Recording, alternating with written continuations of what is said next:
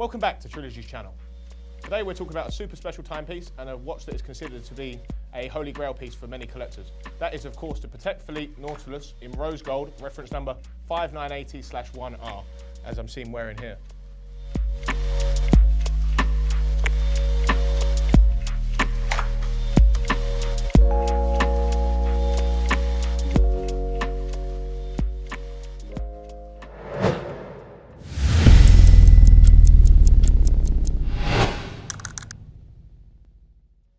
The 5980 is one of the best looking and most sought after watches of all time. It really is the pinnacle of watch collecting and is one of the best, if not the best, luxury sports watch on the market. The steel watch is very popular and is a real good piece, but the 5980 in rose gold really is a completely different level. It's a real baller piece that everyone recognises and wants. The Nautilus was originally released back in 1976 and it was designed by legendary watch designer Gerald Genter. I've seen a few different iterations over the years. We've seen some fantastic models, but for me, the 5980 is one of my favourites. As mentioned, this was only available before 2013 on the leather, and then in 13 we got it on this stunning Nautilus bracelet. And I and a lot of watch collectors do agree that the Nautilus is probably one of the most comfortable bracelets on the market today. At 40.5mm in case diameter and 10.5mm thick, it really is quite a big piece, but not too big. It's still very comfortable. I think it's a better size than the 5711. The 5711, although a great piece and very comfortable, I've always felt it's a little bit too thin, a bit too small. It's obviously very wearable and very comfortable, but I just feel like of a piece of this magnitude and of this greatness from a brand such as Patek, I think a little bit bigger is better, like we see here. Like other Nautiluses, the 5980 has the graduated dial. As seen on the rose gold with the graduated chocolate dial, is absolutely stunning and it really works well in contrast with the rose gold case, and I think it's a really nice dial, really beautiful. The 5980 has Patek's caliber CH28-520C movement. This is a great movement and something that Patek were quite innovative with in terms of the design of that and the chrono functions on the 5980. The chronograph on this piece is a flyback chrono, which means the chronograph timer can be reset without the traditional free button pressing and can be reset while still running. This is useful when timing things in quick succession. The 5980 keeps that classic Nautilus porthole case design with some additions to it in order to make it a practical and good-looking running chronograph. The 5980 is unlike chronographs from most watch manufacturers. Traditionally, a chronograph will use the free subdial look and function as seen on the Daytona pictured now. But this being Patek, they had to do something different and cleaner looking.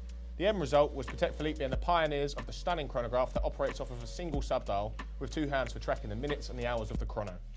I really like the way this was done by Patek. It's such a clean look on this dial and really suits the watch well. The watch doesn't have a run in seconds hands, and the seconds hands you see here is part of the chrono complication. This dial has 5 hands, and a subtle and useful thing to note is that the hands for time telling are rose gold and covered in luminous coating, as are the 9 baton hour markers on the dial. These hands are the same shape. Everyone who's into watches is aware of the Nautilus, and many watch collectors covet it. It is one of the best looking watches and most recognisable watches of all time, and Patek Philippe have done a fantastic job with it. This watch has a certain allure in the watch collecting world, and it's easy to see why.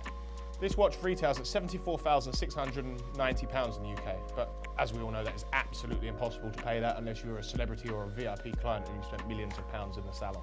We are asking $200,000 for this piece today. It's a 2019 with box and papers, and I think that's a fair price that we will get for it.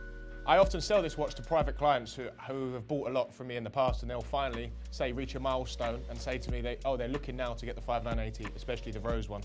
It's something that people aspire to, and when they hit a milestone or they feel as though they can afford it, they will call me and say, I'm finally ready to do it. It's sort of got that prestige behind it. It's what people always aspire to in the watch game. It's one of the best watches you can buy, and people are always looking to up their collection and get finally to this stage of buying one of these. That's how a lot of my clients look at it. I've also heard rumours of the 5980 in rose gold being discontinued relatively soon. I'm not sure how true they are, as nothing is confirmed until it actually comes out. But for me, this would make a lot of sense. It'd be similar to what happened with the steel 5980 after the release of the 5990. Obviously, earlier this year, we had the release of the 5990/1R, which is an absolutely stunning piece. It's pictured up on the screen with the blue dial now. It would make sense at the top of the game for Patek to just offer one chrono Nautilus rather than 2 in rose gold. So when we saw the 5990 come out, they discontinued the steel 5980, and it would make sense now we've got this rose 5990, that the 5980 in rose will be discontinued. However, that's not confirmed. Even if it's not discontinued, it will still be impossible to purchase. from the boutique and something that will hold its money over the long term. So let me know what you think about the 5980 and rose gold in the comments. Would this be the watch you would choose if you had a 200 grand budget? I'm interested to hear your thoughts and anything else you may choose. Thank you for tuning in to another video at Trilogy. Don't forget to like and share, and remember, if you're buying a new watch, don't forget to phone Frankie first.